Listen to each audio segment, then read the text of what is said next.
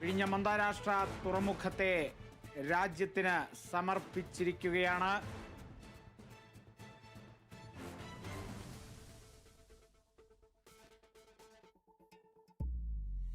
രാജ്യത്തെ ആദ്യ deep water transshipment തുറമുഖം മിഴി തുറന്നിരിക്കുന്നു. ഇതിനിടയിൽ കടുത്ത വിമർശനങ്ങളും പ്രധാനമന്ത്രി ഉയർത്തിയിരിക്കുന്നു.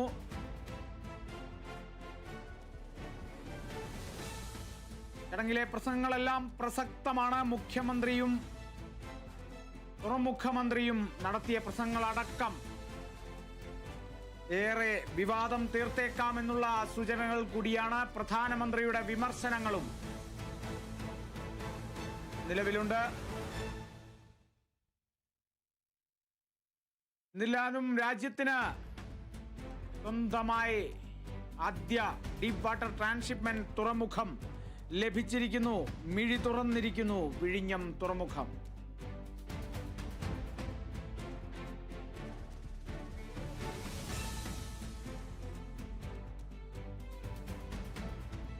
വേദിയിലെ 17 ഇരിപ്പിടങ്ങൾ അതിൽ ഒന്ന് ഒഴിച്ചിട്ടിരുന്നു പ്രതിപക്ഷ നേതാവ് വി ഡി സതീശനായി. എന്നാൽ പ്രതിപക്ഷ നേതാവ് എത്തിയില്ല എന്നുള്ളതും കൂടിയുണ്ട്. എത്തില്ല എന്നുള്ളതും പറഞ്ഞിട്ടുണ്ട്. തങ്ങളെ ക്ഷണിച്ചില്ല എന്നുള്ളത് തന്നെയാണ്. അതോടൊപ്പം തന്നെ നിരവധി ആരോപണങ്ങളും കഴിഞ്ഞ ദിവസം പ്രതിപക്ഷ നേതാവ് അടക്കം ഉന്നയിച്ചിരുന്നു. അതിനുശേഷം അല്പസമയം മുൻപാണെങ്കിലും, ഈ ചടങ്ങുകൾക്ക് മിനിറ്റുകൾക്ക് മുമ്പാണെങ്കിലും പ്രതിപക്ഷത്തിന്റെ ഭാഗത്തു നിന്നും രൂക്ഷ വിമർശനങ്ങൾ ഉയർന്നിരുന്നു.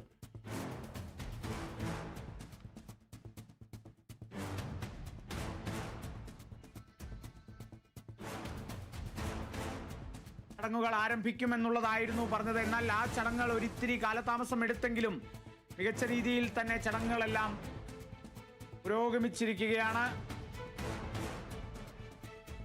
ആദ്യം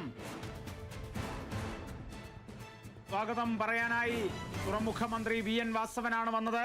പിണറായി സർക്കാരിന്റെ ഇച്ഛാശക്തിയാണ്, ഇച്ഛാശക്തിയുടെ ഫലമാണ് വിഴിഞ്ഞം തുറമുഖം എന്നുള്ളതും കൂടിയാണ് വി എൻ വാസവൻ വ്യക്തമാക്കിയത്. ശേഷം മുഖ്യമന്ത്രി പിണറായി വിജയൻ അങ്ങനെ അതും നമ്മൾ നേടി എന്നുള്ളതാണ് പിണറായി വിജയനും പ്രസംഗത്തിൽ വ്യക്തമാക്കിയത്.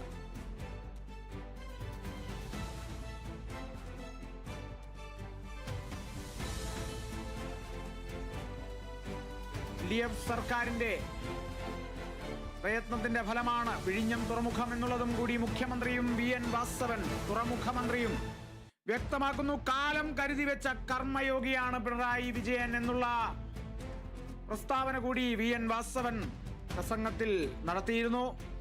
ശേഷം പ്രധാനമന്ത്രിയുടെ വാക്കുകളാണ് ഓരോരുത്തരും കാതോർത്തിരുന്നത്. പ്രധാനമന്ത്രി എന്തൊക്കെയായിരിക്കും പരാമർശിക്കുക? പഹൽഗാം ഭീകരാക്രമണത്തെ തുടർന്നുണ്ടാകുന്ന നടപടികൾ, ഇനി അങ്ങോട്ടുള്ള നടപടികൾ, അതിനെ സംബന്ധിച്ച നിലപാടുകളൊക്കെ വ്യക്തമാക്കുമോ എന്നുള്ളതും കൂടി ഉറ്റുനോക്കിയിരുന്നു. എന്നാൽ അത്തരത്തിലുള്ള രൂക്ഷ വിമർശനങ്ങൾ, രൂക്ഷ നിലപാടുകളൊന്നും അദ്ദേഹം വ്യക്തമാക്കിയില്ല എന്നുള്ളതും കൂടിയാണ്. മികച്ച രീതിയിൽ നടക്കുന്ന നടപടികൾ മാത്രം അദ്ദേഹം സൂചിപ്പിച്ചു പോയി. ഒപ്പം തന്നെ ഫ്രാൻസിസ് മാർപ്പാപ്പയുടെ വിയോഗത്തിൽ അദ്ദേഹം അനുശോചനവും അറിയിച്ചിരുന്നു.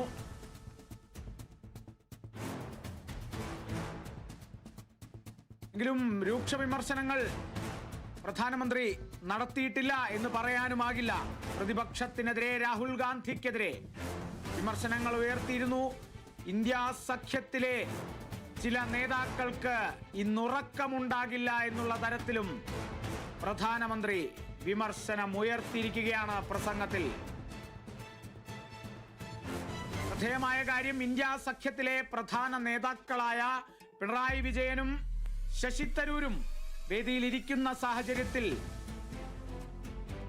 അവരെയും കൂടി എടുത്തു സൂചിപ്പിച്ചുകൊണ്ടാണ് പ്രധാനമന്ത്രി അത്തരത്തിലൊരു വിമർശനം നടത്തിയിരിക്കുന്നത്. ഇന്ത്യ സഖ്യത്തിന് ഉറക്കമില്ലാതായിരിക്കുന്നു, ഉറക്കം കെടുത്തുകയാണ് ഈ ചടങ്ങ് എന്നുള്ളതാണ് പ്രധാനമന്ത്രി പ്രസംഗത്തിൽ വ്യക്തമാക്കിയത്.